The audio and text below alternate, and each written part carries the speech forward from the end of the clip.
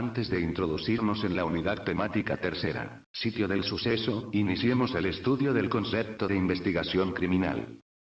La investigación criminal es un conjunto de conocimientos interdisciplinarios y acciones sistemáticas integrados para llegar al conocimiento de una verdad relacionada con el fenómeno delictivo. Los estudios criminalísticos se apoyan en métodos y técnicas propias del trabajo de diferentes disciplinas, ciencias auxiliares y laboratorios periciales, entre los que se encuentran arte forense, el retrato compuesto o hablado, realizado a partir de la memoria de la víctima o testigos. Antropología forense, para poder determinar el sexo, talla, edad, grupo étnico, e incluso llegar a la reconstrucción facial de restos humanos. Balística forense. La balística forense tiene como objetivo que en sus laboratorios se lleven a cabo todos los procedimientos y estudios necesarios de los cartuchos, balas y armas relacionadas con el delito. Dactiloscopía. Ha sido el método principalmente utilizado durante las últimas décadas para la identificación de personas no solo con fines civiles sino también policiales. Documentología es la disciplina científica que tiene por objeto de estudio el análisis de los documentos modernos, públicos o privados, utilizando distintos métodos y técnicas, a fin de establecer su autenticidad o falsedad, plasmando las conclusiones a las que arriban a través de un informe escrito denominado pericia documentológica. Entomología forense. La entomología forense se basa en el estudio biológico de los artrópodos que se instalan en un cadáver para determinar la fecha de la muerte. Fisionomía forense. Reconstruye las características de un rostro con la ayuda de materiales moldeables. Fotografía forense. La participación del fotógrafo para realizar la fijación fotográfica de la escena y todo lo relacionado con la misma. Genética forense. El estudio de material biológico, como la saliva, semen, sangre, pelo y otros tejidos, permiten tipificar el ácido desoxirribonucleico ADN. Hematología. En esta especialidad la aplicación de la química es fundamental si una mancha que se halló en el lugar del hecho es sangre y si ésta es de animal o humana. Incendios y explosivos. Para el estudio de los residuos que dejan los incendios y las explosiones, pueden utilizarse la cromatografía de capa fina, la cromatografía gas líquido y la cromatografía líquida de alto rendimiento, pudiéndose determinar el tipo de sustancia que se utilizó. Informática forense. Estudio y análisis de delitos digitales. Medicina forense. Método utilizado por los médicos para el estudio minucioso del cadáver. Meteorología forense. Es el análisis de las condiciones climáticas pasadas de un lugar específico. Odontología forense. Se utiliza para determinar las características dentales de un individuo. Patología forense. Estudia las pistas que llevan a la causa de la muerte presentes en el cuerpo como un fenómeno médico. Peritaje caligráfico. Permite establecer la autenticidad de documentos, mediante estudio de trazos de escritura o firmas, análisis de tinta, papel o impresiones de máquinas de escribir. Papiloscopia. Por medio del estudio químico puede determinarse si el pelo en estudio se trata de pelo humano o de animal, así como otras características. Psicología forense. Comprende un amplio rango de prácticas que involucran principalmente evaluaciones de capacidad de los acusados, informes a jueces y abogados y testimonio en juzgados sobre temas determinados. Química forense. En esta importante especialidad se aplican todos los conocimientos y técnicas químicas con objeto de conocer la naturaleza de cualquier sustancia o elemento. Su participación en la investigación es múltiple e interdisciplinaria con otras ciencias forenses. Toxicología forense. Puede ser aplicada en sujetos vivos o muertos. En personas vivas se toman muestras de orina y de sangre. Gracias a la criminalística, la investigación policial se ve avalada por técnicas reconocidas e indesmentibles, basadas en el conocimiento y experimentación científica.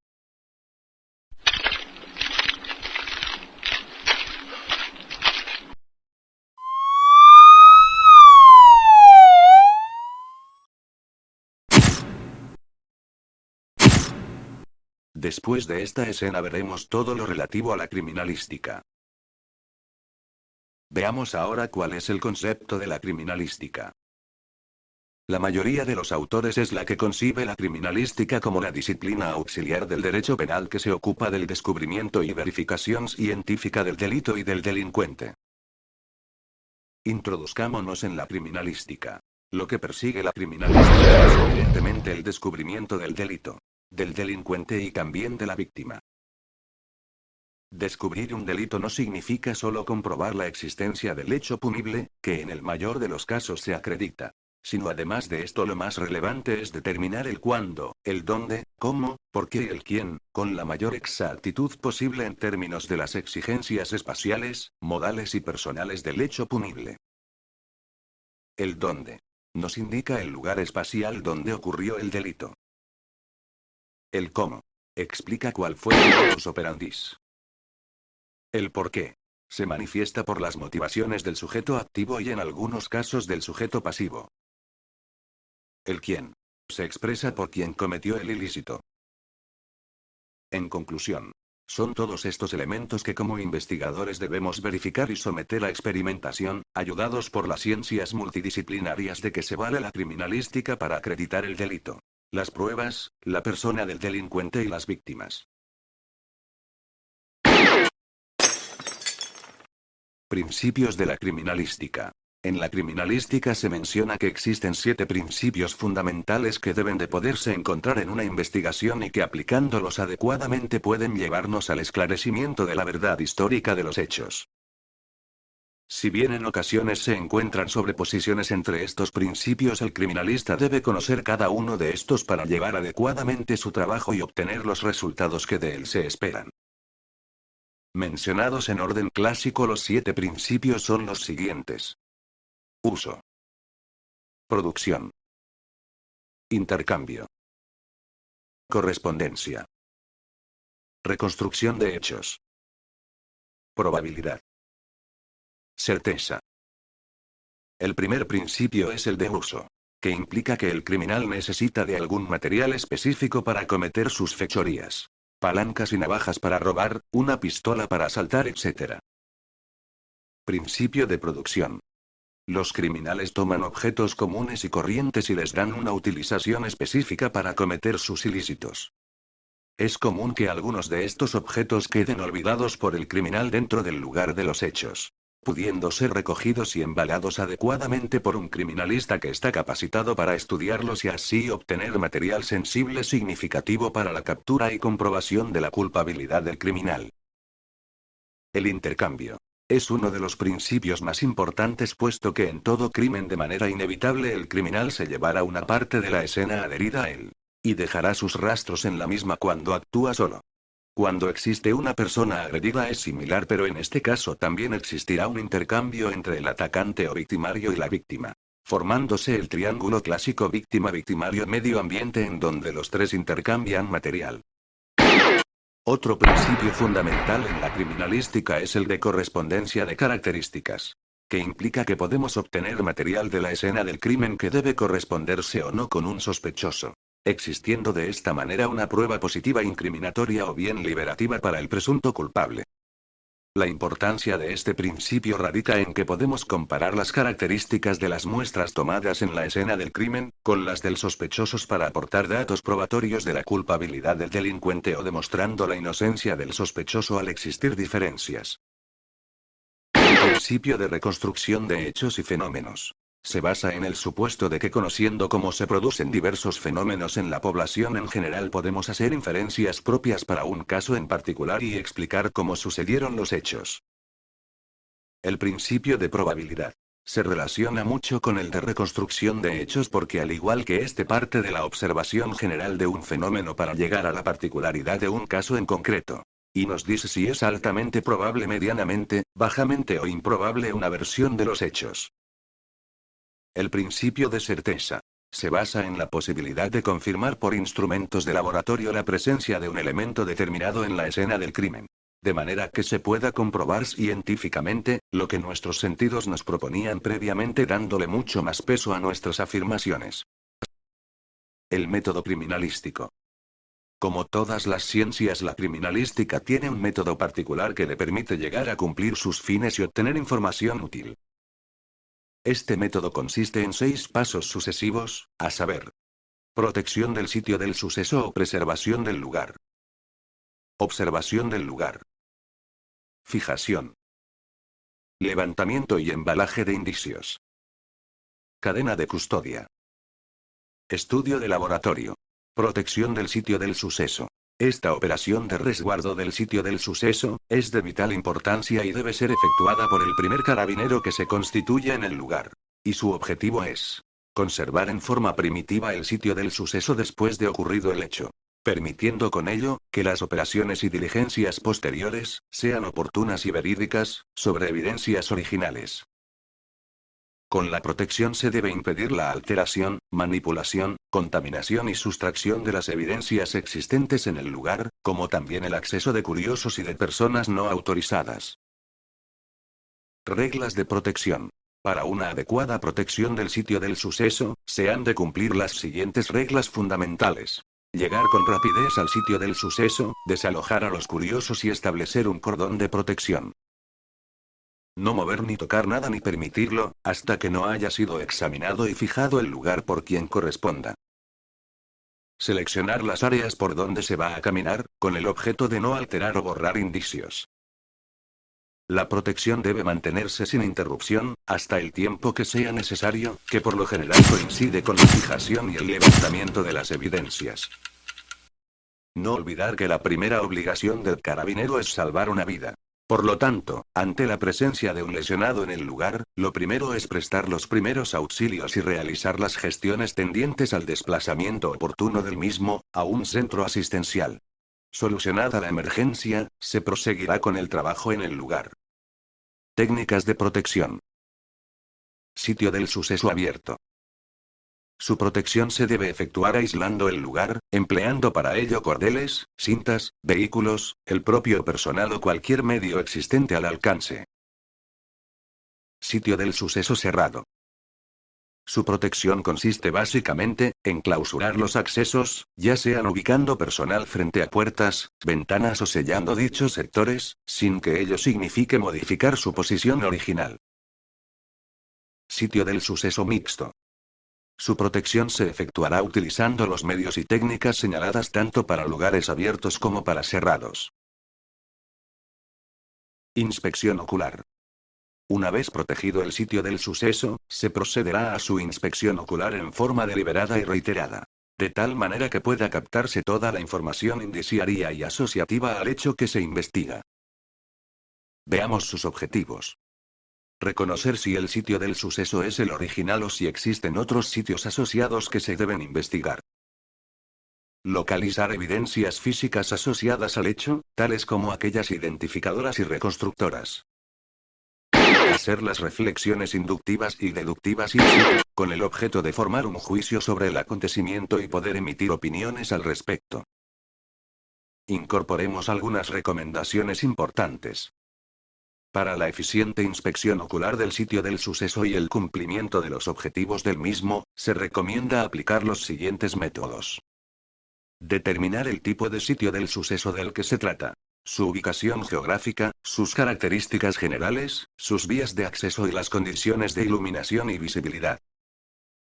Desde la entrada principal o acceso al sitio del suceso, primeramente se dirige la vista al interior de este, abanicando con la mirada de derecha a izquierda y viceversa, cuantas veces sea necesario, recepcionando la información indiciaria general de las características del lugar.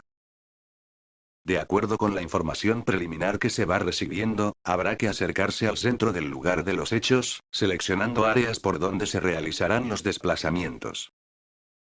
A continuación, a partir del centro del lugar se iniciará el riguroso examen de los indicios principales, que pueden ser un cadáver, una caja fuerte violentada, un aparador fracturado, un escritorio o muebles violentados, desorden atribuible a registro, forado o fracturas para acceder al lugar, etc. Después, deben observarse todas las áreas cercanas y distantes alrededor del indicio principal, efectuando el desplazamiento con sumo cuidado, sin que quede inadvertida una pulgada del piso o soporte y sus muebles, hasta llegar a la periferia y repetir la operación desde la periferia al centro. Finalmente, se examinarán de manera minuciosa los muros, las puertas, las ventanas y el techo, dirigiendo la vista de arriba hacia abajo y viceversa, sin que quede nada por revisar.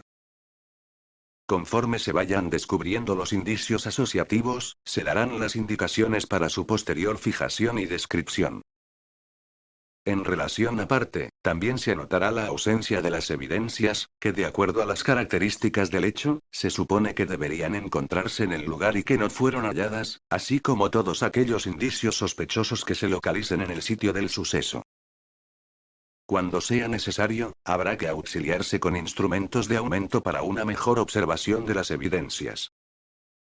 Recordar siempre que la inspección ocular corresponde a una fijación mental del sitio del suceso y de ella depende la planificación para el trabajo posterior.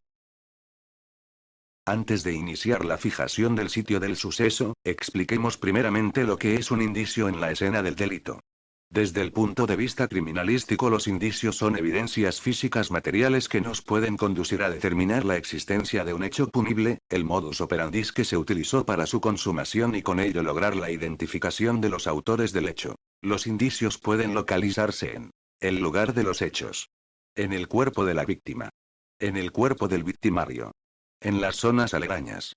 Respecto a la investigación de los indicios, el investigador, el perito y demás participantes en la investigación de un hecho criminal, se apoyarán en el principio de intercambio y en la teoría de la transferencia.